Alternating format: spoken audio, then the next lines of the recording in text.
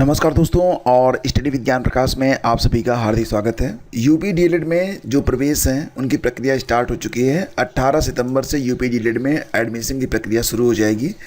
सबसे पहले तो इसके लिए आपके ऑनलाइन फॉर्म लिए जाएंगे और इसके बाद आपकी जो मेरिट है, यानी कि हाई स्कूल, इंटरमीडिएट और स्नातक में जो आपके अंकों का प्रतिशत है, परसेंटेज, उनको जोड़ा जाएगा और उसी आधार पर आपको सीटें आवंटित की जाएंगी। तो यूपी में अगर आप डीएलएड करना चाहते हैं, यानी कि डिप्लोमा इन एलिमेंट्री एजुकेशन, तो आवेदन जो है शुरू हो रहे हैं 18 सितंबर से। इसके लिए लास्ट डेट 9 अक्टूबर होगी, 9 अक्टूबर 2024 तक, और आप शुल्क जमा कर पाएंगे 10 अक्टूबर तक। और फिर जो पहली रैंक होगी वो जारी की जाएगी 16 अक्टूबर को। मैंने आपको बताया था कि रैंक जारी करने के लिए आपके हाई स्कूल, इंटरमीडिएट और स्नातक के अंकों के प्रतिशत को ऐड करके मेरिट तैयार की जाएगी।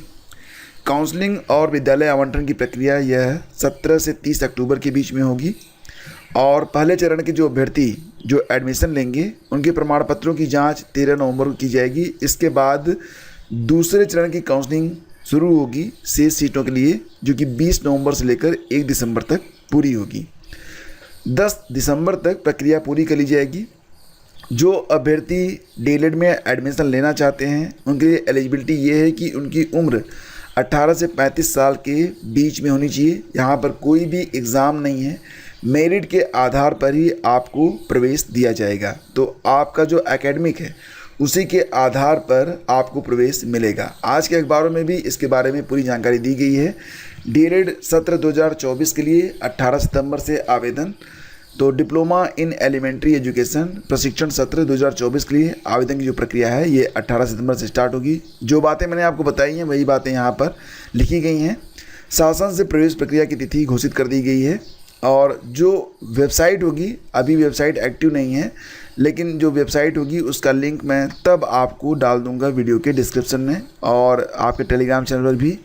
तो अगर आप इसमें इंटरेस्टेड हैं तो टेलीग्राम चैनल स्टडी विज्ञान प्रकाश को ज्वाइन कर लीजिएगा, वहाँ पर आपको सारी जानकारियाँ शेयर की जाएंगी। तो कुल मिला के यहाँ पर इस बार डीएलएड के लिए जो प्रक्रिया है वो स्टार्ट हो रही है आपकी 9 अक्टूबर से और पूरी कर ली जाएगी 12 दिसंबर के आसपास। तो फ्रेंड्स, यूपी डीएलएड में एडमिशन की प्रक्रिया है ये स्टार्ट हो रही है, ये न्यूज़ है। आगे बढ़ते हैं और देखो, उत्तर प्रदेश लोक सेवा आयोग की ओर से अभी हाल ही में 2 परीक्षाएं करवाई गई थी। आपको याद होगा, एक परीक्षा थी स्टाफ नर्स आयुर्वेद वाली और जो दूसरी परीक्षा थी वो थी स्टाफ नर्स यूनानी वाली। तो दोनों के जो आंसर कीज हैं वो फ़िलहाल वेबसाइट पर उपलब्ध हैं और जो भी अभ्यर्थी आंसर की को देखना चाहते हैं वो देख सकते हैं। और यहाँ पर देखिए, ये जो आंसर कीज हैं वो 16 सितंबर तक आयोग की वेबसाइट पर उपलब्ध रहेगी। उप सचिव धीरेन्द्र कुमार त्रिपाठी के अनुसार अभ्यर्थी वेबसाइट पर प्रश्न और उनके उत्तर देख लें। अगर कोई विसंगति प्रतीत होती है तो साक्ष्य के साथ आयोग कार्यालय में 17 सितंबर शाम 5 बजे तक स्वयं उपस्थित होकर या पंजीकृत डाक से जमा कर सकते हैं। और देखो, यहाँ पर उत्तर प्रदेश पुलिस कांस्टेबल भर्ती परीक्षा जो कि हाल ही में संपन्न हुई है, तो उसकी भी आंसर की जारी कर दी गई है। 23 अगस्त को जो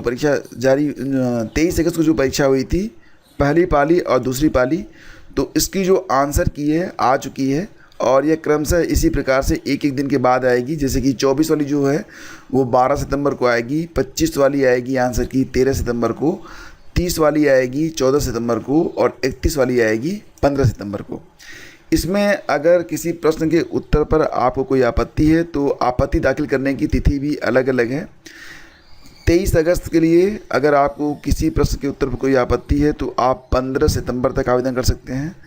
24 अगस्त के लिए 16 सितंबर तक, 25 अगस्त के लिए 17 सितंबर तक और 30 अगस्त के लिए 18 सितंबर और 31 अगस्त के लिए 19 सितंबर तक आप मतलब यहाँ पर अपनी आपत्ति को दर्ज करा सकते हैं। तो ये पूरा का पूरा जो शेड्यूल है ये जारी कर दिया गया है कि आंसर कीज कब आएंगी और उस पर आपत्ति दाखिल करने की अंतिम तिथि क्या होगी। आप वेबसाइट पर जाएंगे तो वहाँ पर भी आपको पूरी जानकारी उपलब्ध करवा दी गई है। और उत्तर प्रदेश पुलिस में आरक्षित नागरिक पुलिस के पदों पर सीधी भर्ती 2023 के अंतर्गत यहाँ पर 23, 24, 25, 30, 31 अगस्त को आयोजित लिखित परीक्षा के प्रश्नों तथा उत्तर कुंजी के संबंध में ऑनलाइन आपत्तियाँ प्रस्तुत करने की सूचना, तो वहाँ पर यही नोटिस आपको देखने को मिल जाएगी। और फ्रेंड्स आगे बढ़ते हैं तो अभ्यर्थियों ने फिर घेरा केशव मौर्य का आवास, नहीं हो सकी मुलाकात। तो जैसा कि फ्रेंड्स आप सभी लोग जानते हैं 69,000 शिक्षक भर्ती में जो मामला है फ़िलहाल सुप्रीम कोर्ट में है, और सुप्रीम कोर्ट में फ़िलहाल जो अगली सुनवाई होनी है वो 23 सितंबर को होनी है। तब तक के लिए इस मामले पर नई लिस्ट बनाने पर स्टे लगा दिया गया है। और यहाँ पर जो आरक्षित वर्ग के अभ्यर्थी हैं उन्होंने केशव मौर्य यानी कि डिप्टी सीएम का आवास का घेराव किया, हालांकि उनकी मुलाकात नहीं हो पाई है।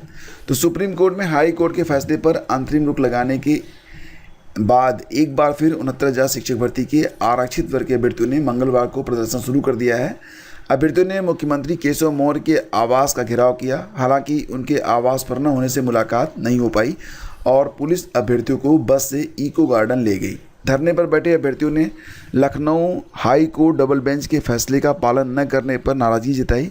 अभ्यर्थियों ने कहा कि हाई कोर्ट के निर्णय को सरकार ने जानबूझ कर लटका दिया और इससे यह मामला सुप्रीम कोर्ट में चला गया। अभ्यर्थियों का नेतृत्व कर रहे अमरेंद्र पटेल और विजय यादव ने कहा कि 2 सितंबर को भी केशव मौर्य के आवास का घेराव किया गया था, तब उन्होंने त्वरित न्याय किए जाने की बात कही थी, किंतु उनकी बात को भी अधिकारियों ने नहीं माना और अब यह मामला सुप्रीम कोर्ट में चला गया है। त्वरित न्याय की कोई सीमा होती है, यह नहीं कि महीनों मामला लटकाए रखा जाए। और 2017 से पहले संभव नहीं थी पारदर्शी ढंग से भर्तियां। मुख्यमंत्री योगी ने 647 वन रक्षकों और वन्यजीव रक्षकों और 41 अवर अभियंताओं को बांटे नियुक्ति पत्र। फिलहाल यहाँ पर मुख्यमंत्री ने एक बहुत ही बड़ी बात कही है। उन्होंने कहा कि अगले 6 महीने के अंदर UPSSC के द्वारा 40,000 नई भर्तियाँ होंगी और पुलिस में फिर 40,000 नई भर्तियाँ आएंगी। बेसिक यानी कि प्राइमरी में, माध्यमिक, उच्च और व्यावसायिक और तकनीकी शिक्षा में हज़ारों पदों पर नियुक्ति प्रक्रिया प्रारंभ होने जा रही है। तो दोस्तों यहाँ पर ये एक बड़ी बात है, क्योंकि बहुत सारे अभ्यर्थी हैं जो कि वेट कर रहे हैं एक प्राइमरी शिक्षक भर्ती, माध्यमिक यानी कि TGT PGT, उच्च माध्यमिक यानी कि PGT, व्यावसायिक और तकनीकी शिक्षा में। तो सबसे ज़्यादा जो इंतज़ार है अभ्यर्थियों को वो शिक्षक भर्ती का है। हालांकि यहाँ पर कुछ भर्तियों के बारे में मुख्यमंत्री ने उल्लेख किया है जो कि अभ्यर्थियों को एक हौसला देता है।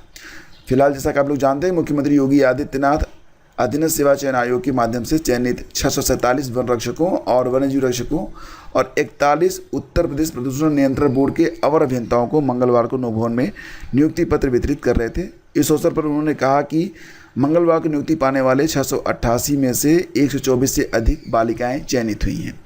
और ये भी कहा गया है कि आगामी जो भर्तियाँ होंगी उसमें बालिकाओं को भी प्रमुखता से स्थान जो है वो दिया जाएगा। फिलहाल भारत से 10,000 श्रमिक और इजराइल जाएंगे, क्योंकि इजराइल ने अपने बुनियादी ढांचे और स्वास्थ्य सेवा क्षेत्र में कुशल कर्मचारियों की कमी को दूर करने के लिए एक बार फिर भारत से संपर्क किया है। इजराइल नए अभियान में भारत से 10,000 निर्माण श्रमिकों और स्वास्थ्य सेवा के क्षेत्र में देखभाल करने वाले 5,000 कर्मियों की भर्ती करेगा। मतलब फिर से एक बार इजराइल जाने के लिए बड़ी संख्या में अभ्यर्थी जो है तैयार होंगे। जल्दी इसके लिए इजरायली कंपनियां भारत आएंगी। निर्माण श्रमिकों के लिए अभ्यर्थी अभियान इस बार महाराष्ट्र में आयोजित किया जाएगा। अधिकारियों के मुताबिक इजराइल में जनसंख्या, आप्रवासन और सीमा प्राधिकरण यानी कि PIBA ने 4 विशिष्ट क्षेत्रों फ्रेमवर्क, आयरन वेल्डिंग, प्लास्टिक और सिरेमिक टाइटलिंग का काम करने वाले श्रमिकों की मांग की है। PIBA की एक टीम जल्द ही अपने मानदंडों और कौशल के आधार पर श्रमिकों का चयन करने के लिए भारत का दौरा करेगी। इसी तरह स्वास्थ्य सेवा के क्षेत्र में भर्ती के लिए कम से कम 10वीं कक्षा पढ़ाई या फिर किसी मान्यता प्राप्त भारतीय संस्थान की तरफ से जारी प्रमाणन या कम से कम 990 घंटे के ऑन द जॉब ट्रेनिंग के साथ एक देखभाल का कोर्स करने वाले आवेदक जो हैं वो पात्र होंगे। भारत में इजराइल का यह दूसरा भर्ती अभियान होगा। इस वर्ष की शुरुआत में इजराइल ने ऐसा अनुरोध किया था। इसके बाद निर्माण श्रमिकों की भर्ती के पहले दौर में 16,000 से अधिक उम्मीदवार कौशल परीक्षण के लिए आए थे। इनमें से 10,000 से अधिक का चयन हुआ था। राष्ट्रीय कौशल विकास निगम यानी कि NSDC के अनुसार चयनित श्रमिकों को चिकित्सा, बीमा, खाना और रहने के लिए आवास के साथ साथ 1,92,000 रुपये प्रतिमाह वेतन मिलता है। तो वेतन बहुत शानदार मिलता है, यही वजह होती है बहुत सारे लोग यहाँ पर जाना चाहते हैं।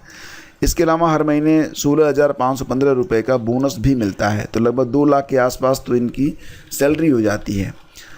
और फ्रेंड्स आपको बताना चाहेंगे कि CTET vs स्टेट TT मुद्दे पर जो सुनवाई है वो आज भी जारी रहेगी। मैंने आपको बताया था कि झारखंड में जो TT वाला मैटर था, स्टेट TT और CTET को लेकर मामला सुप्रीम कोर्ट में है और आप देख रहे हैं कि बहुत सारे यहाँ पर याची हैं, इतनी लंबी लिस्ट है और इस पर जो कल सुनवाई होनी थी, सुनवाई के बाद आज इस पर सुनवाई जारी रहेगी। तो आज इस केस को लिस्ट किया गया है 11 सितंबर को भी, और देखते हैं कि इस पर आज क्या निर्णय निकल कर सामने आता है 11 सितंबर 2024 को। तो फिलहाल CTT vs स्टेट TT वाला जो मैटर है, इस पर सुनवाई आज भी जारी रहेगी। और सबसे बड़ी बात यहाँ पर ये फ्रेंड्स कि CTET जो कि ऑल ओवर इंडिया में मान्य होना चाहिए, क्योंकि यह सेंट्रल के द्वारा, केंद्र के द्वारा प्रायोजित एक अध्यापक पात्रता परीक्षा है। और फिलहाल झारखंड में इसे मान्यता नहीं देने की बात कही जा रही है। झारखंड TET भी बहुत समय से नहीं हुई है।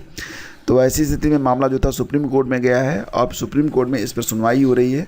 कल इसकी पहली सुनवाई हुई थी, उसके बारे में मैंने आपको वीडियो के माध्यम से बताया था। आज अगली सुनवाई है। जो कुछ भी अपडेट रहेगी आपको हमारी जो वेबसाइट है studywithgyanprakash.com, वहाँ पर और इस चैनल पर यूट्यूब पर जो वीडियो है उसके माध्यम से मैं उपलब्ध आपको कराता रहूँगा।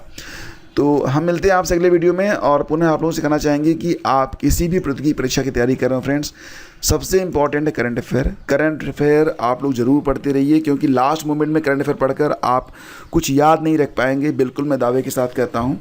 और मार्केट में अभी भी जो किताबें उपलब्ध हैं वो इतनी क्लिष्ट भाषा में हैं कि उनको पढ़ना समझना बहुत दुरूह होता है।